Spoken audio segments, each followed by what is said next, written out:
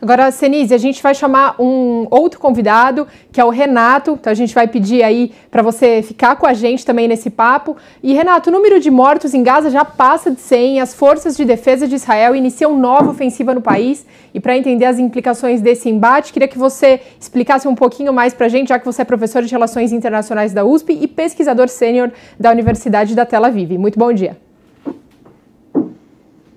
Samuel, bom dia a todos.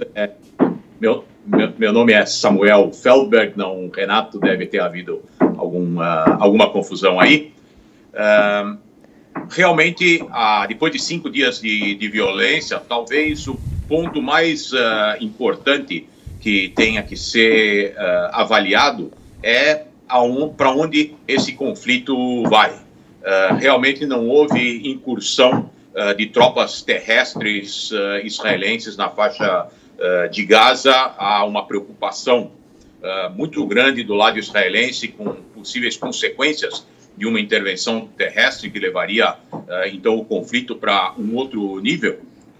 Mas é importante lembrar em relação à atuação de países da região e do Conselho de Segurança que essa etapa do conflito começa com o lançamento de uma salva de mísseis do Hamas contra o território israelense, inclusive contra a região de Jerusalém, que é algo que não tinha acontecido desde 2014.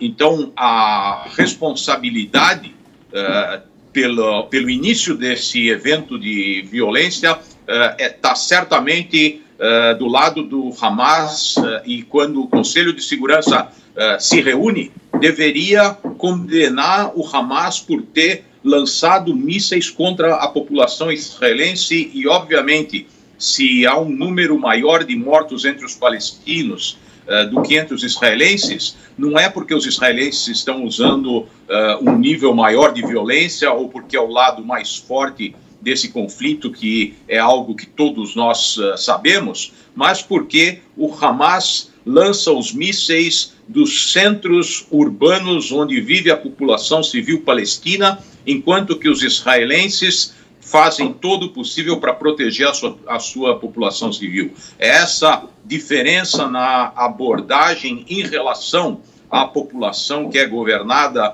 na faixa de Gaza pelo Hamas e em Israel por um governo legítimo israelense, que faz a principal diferença entre as vítimas dos dois lados. Samuel, e aí a gente começou esse papo falando sobre esse ataque aéreo, né, e ele está restrito ao ataque aéreo, mas a preocupação disso para o terrestre. Por quê? De um lado você tem o exército de Israel e do outro lado você tem um grupo terrorista, o Hamas, que tem toda uma habilidade, como você diz, para provocar o terror quando ele toma atitudes como essa de lançar mísseis num perímetro urbano, expondo a população a esse risco. Agora, eu comentava com o Renato Senise, porque o que mais chama a atenção para alguns especialistas é a precisão desses mísseis que estão saindo do Hamas. E poderia sim ter uma influência, por exemplo, do Irã nessas armas. Você acredita nisso?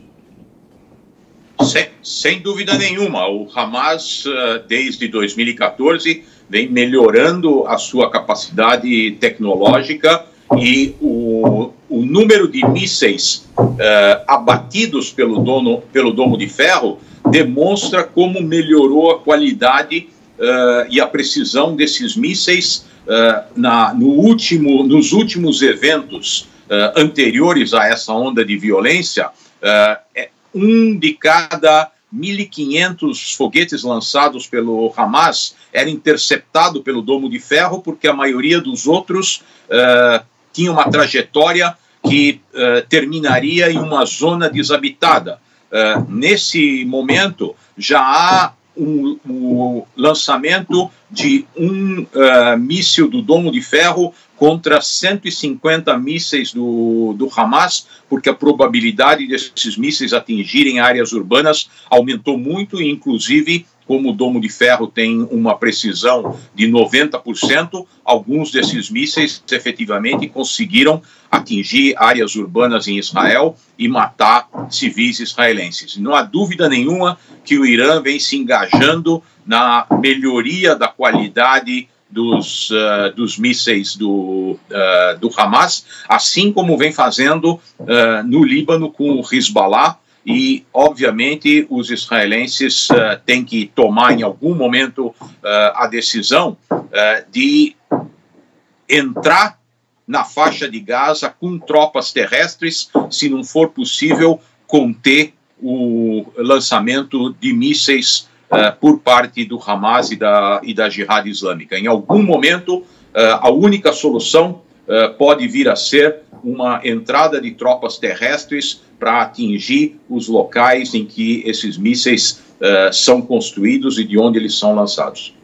Samuel, falando em tropas terrestres, Senise, eu queria que você falasse um pouquinho para a gente. Parece que o governo israelense, ele autorizou aí que o exército justamente entre para poder conter um pouco a população. E queria que você contasse para a gente, é claro, como que está a população aí, além de ter que enfrentar o combate à Covid, aí também com essa guerra toda que está acontecendo.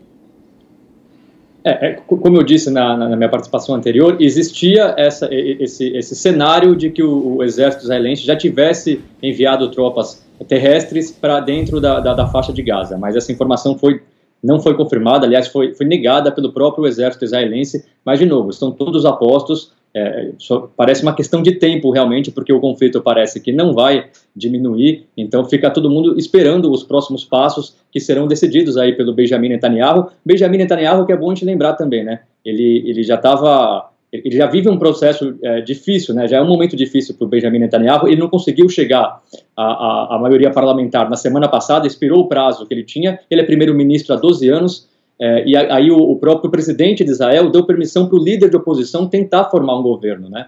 E esse prazo do líder de oposição vai até 2 de junho, e aí ele Lapid.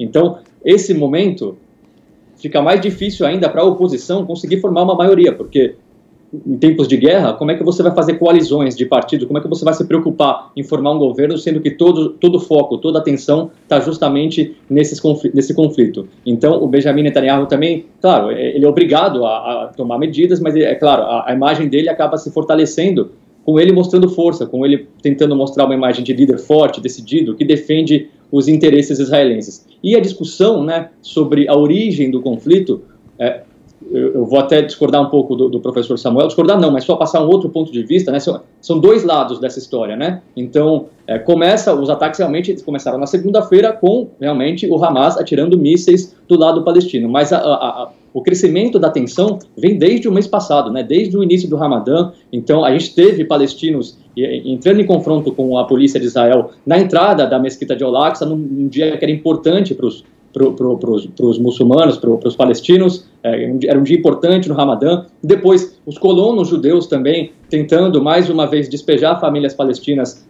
em Jerusalém Oriental, uma discussão que vem há décadas, né, e nunca consegue se resolver. Então, existe a justificativa do lado israelense, existe a justificativa do lado palestino, mas realmente, na segunda-feira, quem atirou os primeiros mísseis foi o Hamas, uma atitude que até fica complicada de entender, né? Porque a gente sabe que o Hamas não tem poderio militar para bater de frente com Israel, né? Olha, aproveitando essa tua provocação, Renato, eu queria fazer um convite aos senhores para entrarem no portal Jovem Pan, que nós temos uma reportagem especial sobre esse assunto. Acesse jovempan.com.br e lá você vai encontrar uma fala do primeiro-ministro de Israel.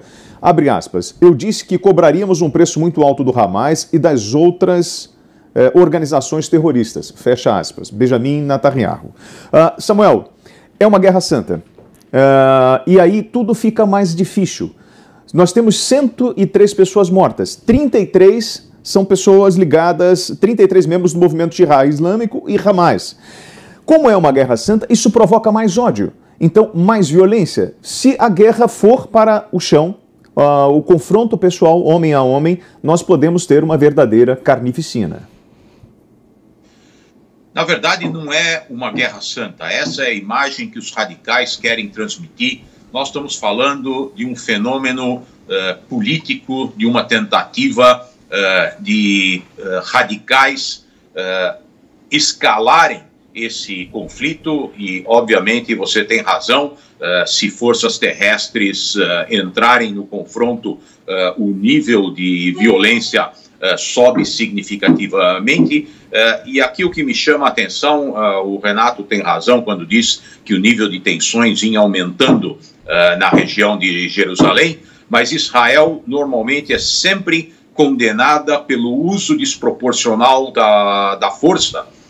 E nesse caso nós temos o lançamento de centenas de mísseis em resposta a um aumento das tensões na região de Jerusalém. Onde estão as condenações contra o Hamas pelo uso desproporcional da força?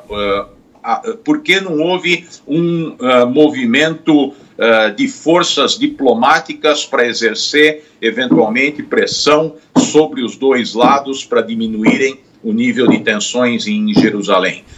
Agora, eu acho que é importante o público entender, essa não é uma guerra santa, essa não é uma guerra em função de valores religiosos, é uma luta política em que o Hamas tenta se posicionar em relação à autoridade palestina no momento em que as eleições palestinas foram canceladas e o Hamas se apresenta como o defensor da causa palestina e dos locais sagrados para os muçulmanos em Jerusalém, utilizando esse elemento como um instrumento para se posicionar na arena palestina. Não é uma guerra santa e provavelmente não vai se tornar uma guerra santa, a não ser que países como o Irã e grupos extremistas islâmicos como o Hamas e a Jihad Islâmica queiram apresentar o conflito sob essa ótica. Agora, Senise, gostaria que você desse uma explanação para a gente de quais podem ser as consequências aí se não houvesse cessar-fogo o quanto antes.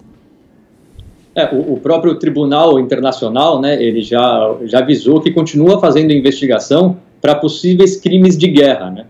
Mas o Tribunal Penal Internacional não conta com a cooperação de Israel. Israel não faz parte, não é um país membro, porque acusa justamente o escritório de ser antissemita. Como o professor Samuel disse, geralmente as decisões do tribunal são a favor dos palestinos, não a favor dos israelenses. Por isso, o tribunal não conta com a cooperação de Israel, mas já avisou, de novo, continua investigando todos os casos para ver se existe algum crime de guerra. E a tensão acaba se espalhando por toda a região, né? A gente já falou do Irã, a gente já falou da Turquia, a gente fala também da Europa. O Reino Unido já se posicionou pedindo um cessar-fogo, o Reino Unido é aliado dos Estados Unidos, os Estados Unidos ainda não se posicionou a favor de um cessar-fogo. Então, como a gente vem falando, é uma situação muito difícil de ser resolvida, porque existem duas posições muito diferentes. Há décadas esse conflito esse conflito acontece e nunca consegue chegar a um consenso. Então, perfeito. É difícil imaginar o que pode acontecer a partir de hoje. Muito obrigada, Senise. Muito obrigada, professor Samuel Feldberg. Obrigado pela participação dos dois. Tenham um ótimo final de semana.